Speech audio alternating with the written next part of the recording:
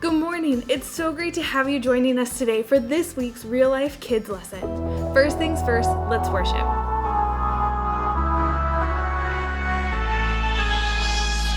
When my world feels like it's shaking, when my heart feels like it's breaking, walking over waves can be hard to do. Take my hand, you're the hero, Jesus. You're the one who never leaves us. Whatever comes my way, I'm holding on to you. You won't let go. You won't let go. I know I'm not alone in the fire. I know I'm not alone in the storm. You won't let go. You won't let go of me.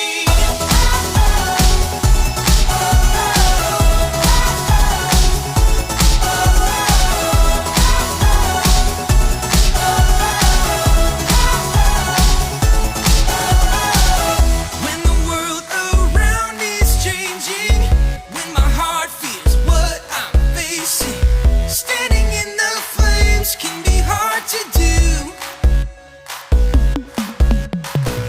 Take my hand, you're the hero, Jesus.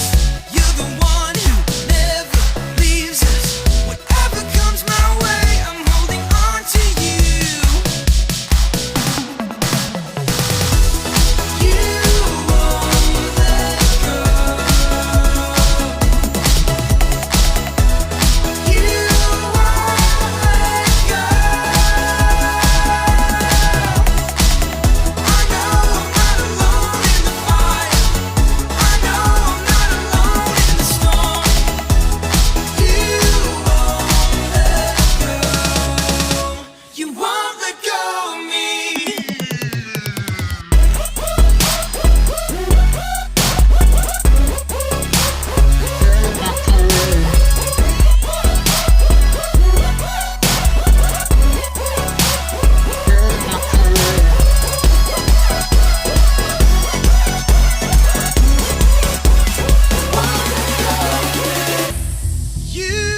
won't let go. You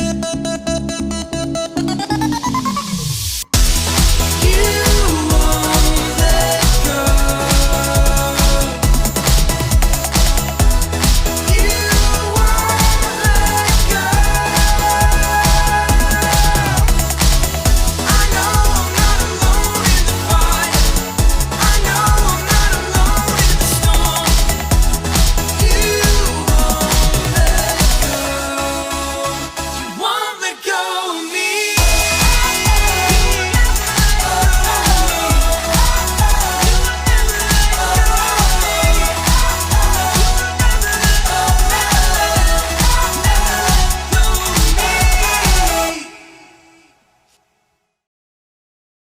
Before we get to the lesson, like we do every week, let's say our remember verse together. He provided redemption for his people. He ordained his covenant forever. Holy and awesome is his name. Psalm 111:9.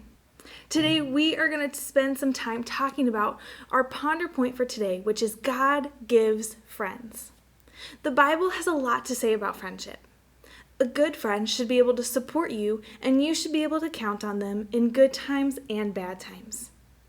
Last week, we learned about how God changed Saul's life in a moment on Saul's journey to Damascus. Jesus showed up out of nowhere, and Saul went from persecuting and hurting Christians to being a Christian himself. All of his old friends who wanted to put Christians in prison now wanted him in prison. But right from the beginning, God provided a new friend for Saul. Saul was blinded by his encounter with Jesus, and when Saul made it to Damascus, God sent a man named Ananias to pray for Saul's healing. Ananias then baptized Saul and gave him food. Like we talked about last week, it was probably kind of scary for Ananias to do that because He knew what Saul's reputation was. However, Ananias chose to follow the leading of God and became a good friend for Saul. Saul's life was dramatically changed by Jesus. What do you think Saul began to do? Do you think he rested and hid from his old friends?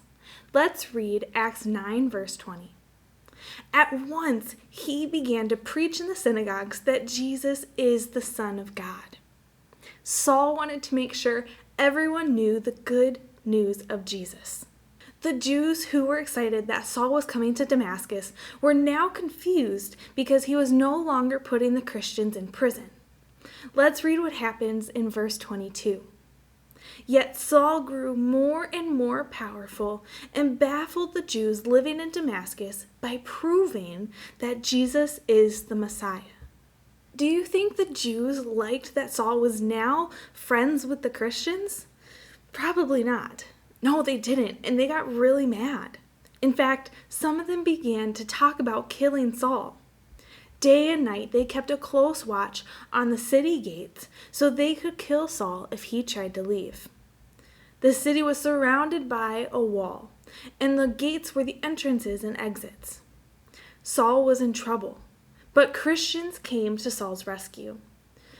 Acts 9:25 says, "But his followers took him by night and lowered him in a basket through an opening in the wall." Imagine how scary that would be. Some people are trying to kill you. So others get you to the edge of the city, find a hole in the wall, put you in a basket, and lower you down to the other side. But now Saul was free to escape and travel to Jerusalem.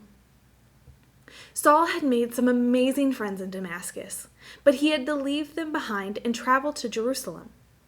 In Jerusalem, the Christians knew Saul because this is where he had persecuted and imprisoned them. When Saul returned to Jerusalem, he tried to join the disciples, but the Bible tells us that they were all afraid of him.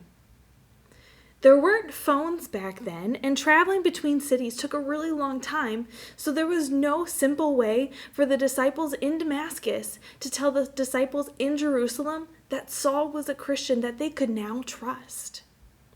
Saul was in trouble again, but even though the other believers were afraid, God gave Saul a friend who would help him. God sent a man named Barnabas. A few years later, Saul and Barnabas would travel the world together, telling people about Jesus. When Barnabas met Saul, he took Saul to the apostles. Barnabas explained to the apostles everything that had happened to Saul on his journey to Damascus. The apostles trusted Barnabas, and they allowed Saul to minister and travel freely around Jerusalem. If God had never sent Barnabas, then Paul could have been in even more trouble. Unfortunately, the Jews in Jerusalem didn't like that Saul had come back talking about how Jesus had changed his life. They also set out to stop him from sharing the good news of Jesus. In fact, they now planned to kill him.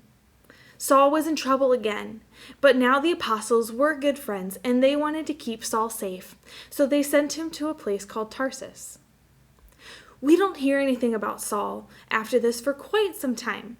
The Bible doesn't say much about him soon after this happened. Some think he spent his time in Tarsus praying and reading scripture, learning more about Jesus and what God was doing by sending Jesus. But we don't know what happened during that time, or if Paul even continued to tell people about Jesus during that time. I wonder if Paul maybe thought that people had forgotten him, or maybe he thought that God was finished using him to share the good news of Jesus.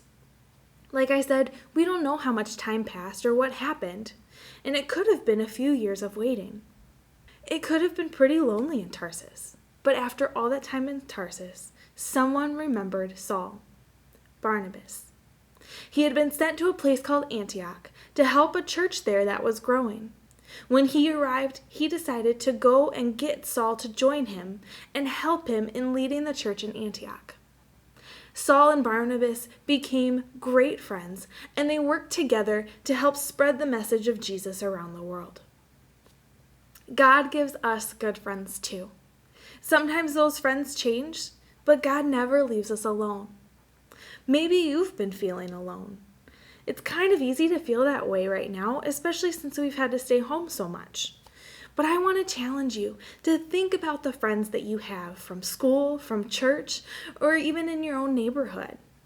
They might be feeling lonely too. Ask God to help you figure out who your good friends are and how you can be an even better friend even when you can't see them. And remember, being the best friend means that you are sharing God's love with the people around you. Well, this is the end of today's lesson, but don't forget, you can continue to talk about what you learned today with the discussion questions your parents have access to. I hope you guys have a great week, and we'll see you next time.